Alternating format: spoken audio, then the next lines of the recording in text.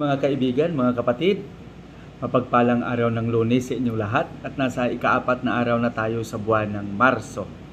Narito na naman ang inyong lingkod, Father Bob, na isang paring Karmelita na taos-pusong nag-ahandog at nagbabahagi sa inyo ng napakasimpleng pagninilay sa ating pang-araw-araw na mga pagbasa.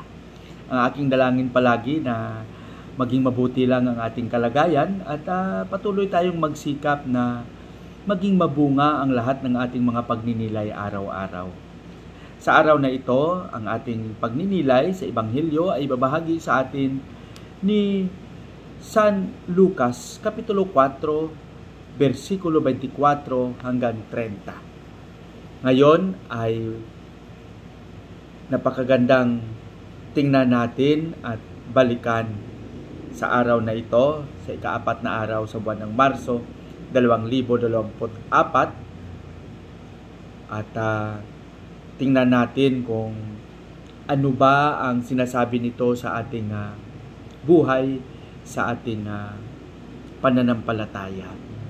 Dito isinaad at sinalaysay ni Jesus na walang propeta na tinatanggap sa sariling bayan o sa sariling komunidad.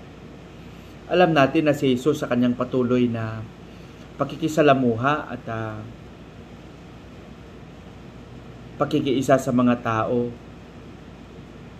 tinitingnan ng mga tao ang kanyang pinanggalingan, sino ang kanyang mga magulang at kung may kredibilidad ba siya sa kanyang mga sinasabi.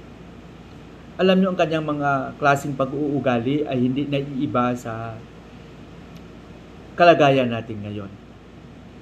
May mga pangyayari na minsan kung medyo mababa ang tingin ng tao sa inyo, sa komunidad, ika nga masasabi natin na wala kang pera, kahit nagsasabi ka ng totoo, minsan hindi ka pagkakatiwalaan. Pero kung yung isang tao na nagsasalita, may impluwensya, may posisyon, kahit nagsisinungaling yan, paniniwalaan yan ng mga tao. Kaya nakakalungkot na bakit ganito ang mga nangyayari sa totoong buhay.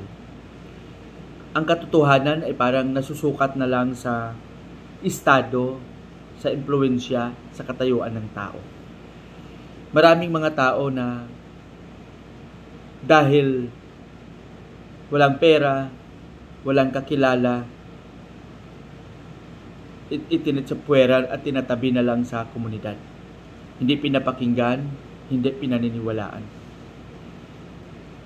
Mga kaibigan, mga kapatid, tingnan natin ito ng mabuti. Ano ba ang sukatan natin ng katotohanan? Pera ba? Ano ba ang sukatan natin sa katotohanan? Estado ba? Siguro, sa ganitong pangyayari, mas magandang pagnilayan natin ng mabuti. Sa panahon natin ngayon, kailangan natin ang mga taong may panindigan. Mga taong walang inaasam kundi ang pagpapairal ng kabutihan sa komunidad. Sa ating kalagayan ngayon, napakatindi ng problema. Problemang politika, problemang ekonomiya, problema kultural, nandyan din.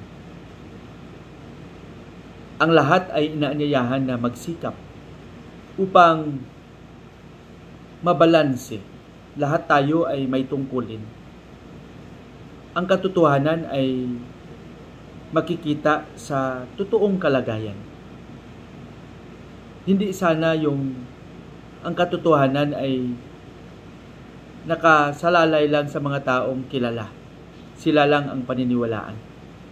At yung walang puwang sa komunidad ay hindi paniniwalaan. Kaya mga kapatid, napakahirap nga talagang maging Kristiyano.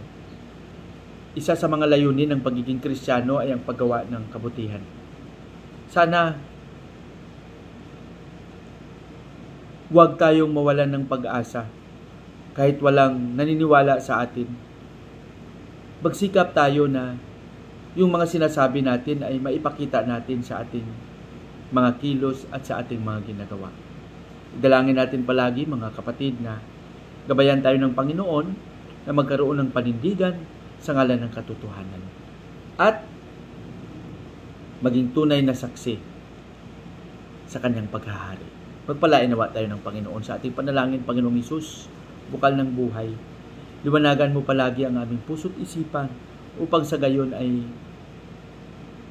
magkaroon kami ng panindigan alang-alang sa iyong kabutihan, alang-alang sa iyong paghahari. Amen.